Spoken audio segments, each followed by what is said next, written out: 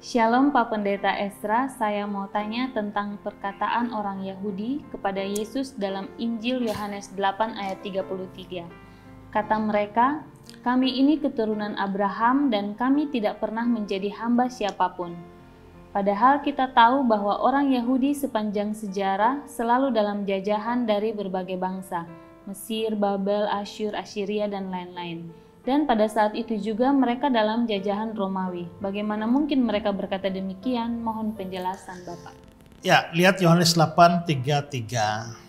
Jawab mereka, "Kami adalah keturunan Abraham dan tidak pernah menjadi hamba siapapun." Rasanya memang aneh kalau mereka mengatakan tidak pernah menjadi hamba siapapun. Toh mereka semua mengakui bahwa mereka itu pernah dijajah di Mesir.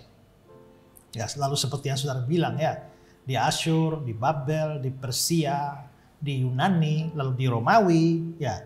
Mereka jelas bahkan sampai zaman Yesus pun mereka sedang dikuasai oleh Romawi. Mereka tidak pernah menjadi bangsa yang merdeka setelah masa pembuangan itu.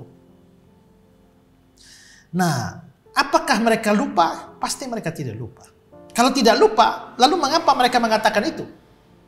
Itu berarti bahwa mereka tidak bermaksud bahwa mereka tidak menjadi hamba siapapun, mereka tidak berbicara secara politis. Karena secara politis mereka sadar mereka itu dijajah bangsa-bangsa. Mereka juga tidak bicara secara sosial. Ya. Karena secara sosial banyak juga orang Yahudi jadi budak. Kalau begitu mereka bicara dalam konteks apa? Dalam konteks rohani.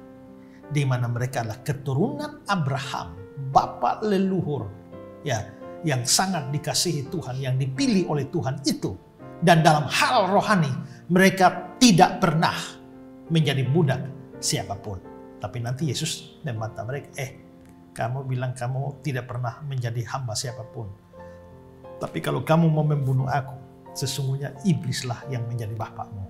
Kamu anak iblis. Nah, itu maksudnya Yesus, ya. Tapi jelas konteksnya bicara hal rohani. Karena bicara hal rohani itulah maka mereka merasa sebagai orang pilihan Allah, keturunan Abraham yang dipilih oleh Allah, mereka tidak pernah jadi hamba siapapun.